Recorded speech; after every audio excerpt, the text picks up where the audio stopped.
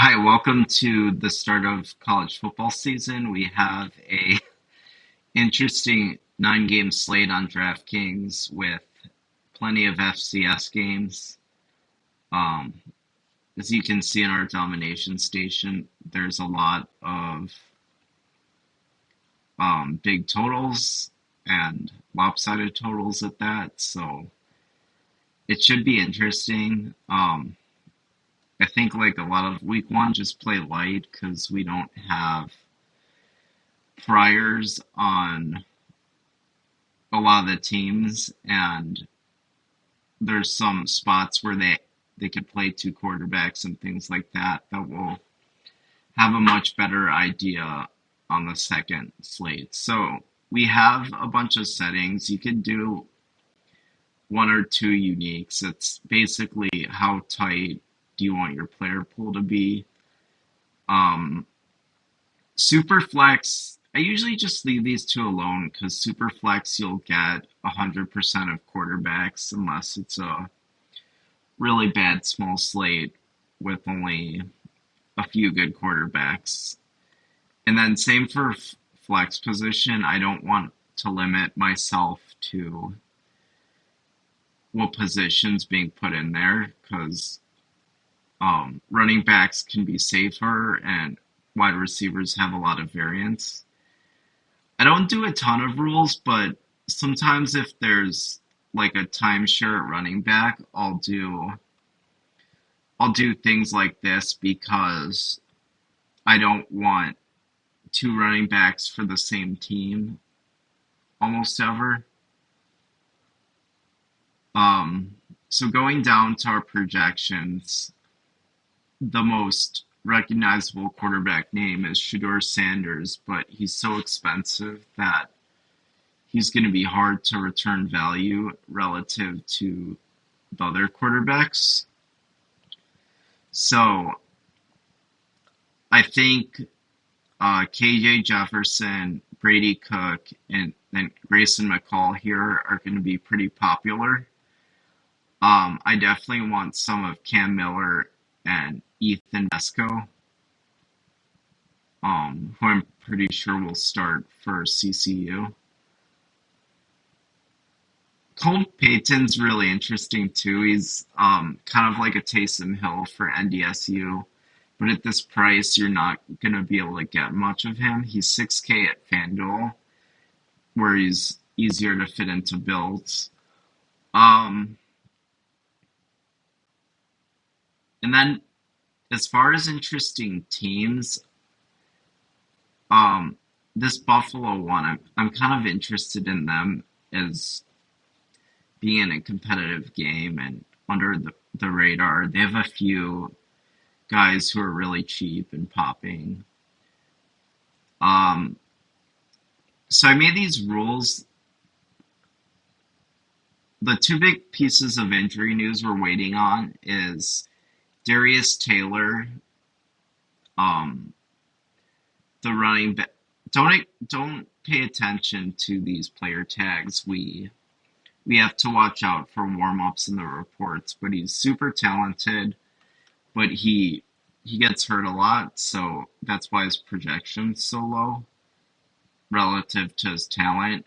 Minnesota's loaded at running back. They have Marcus Major, who I'm boosting up a lot. He's an Oklahoma transfer. He was behind all their stud running backs the past few years, and I don't know. Minnesota's kind of a weird place to transfer to because they always have so many running backs, but um, he could potentially be a really good option. I want to make sure I have some exposure to him.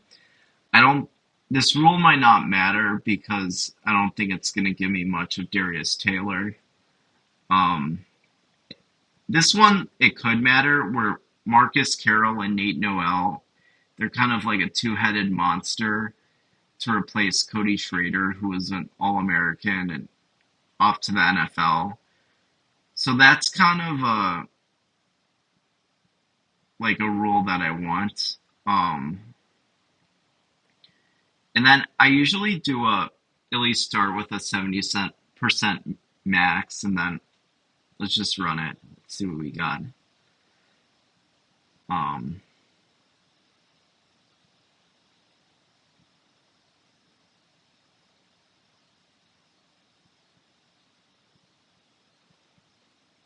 and then sometimes for on this slate, you might have to adjust guys significantly because of that FCS. Like, how do you project for some of that? See, Shador, we're only getting like 5%.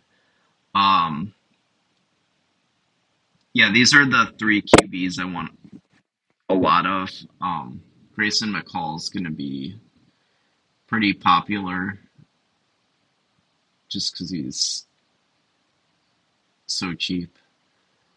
I like Brady Cook. And then Vasco and Cam Miller are guys I want exposure to.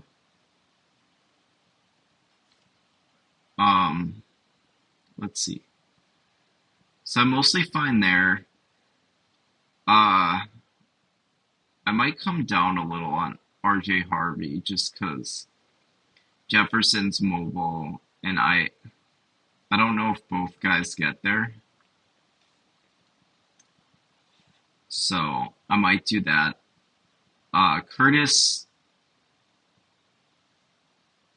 Curtis is a FCS player. Um,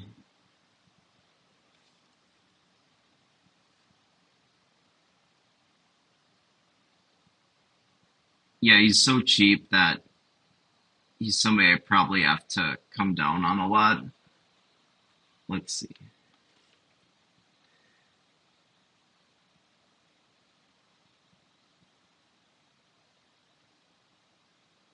And then the rest seem mostly okay.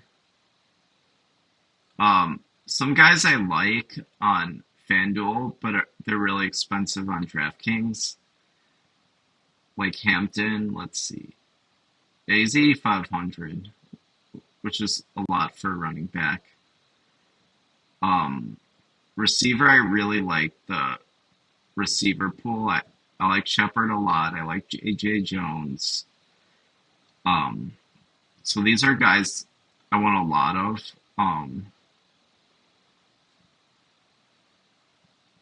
I'm probably gonna stack McCall just because he's not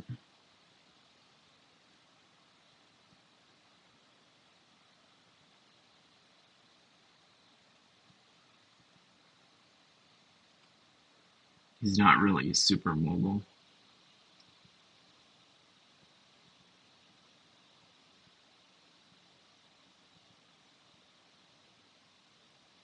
Uh, Maybe not. So one hard thing with a stack is it forces guys into your lineups.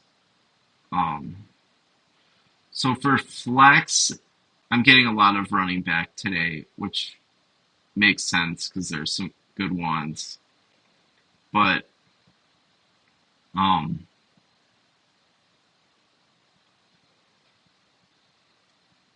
yeah, that's mostly it. Just a lot of tinkering to see what you want. Um, Luther Burden has a lot of upsides, so I might boost him up. So, but this is basically it. Just play light and have fun. And I wish everyone could luck and enjoy the start of the season.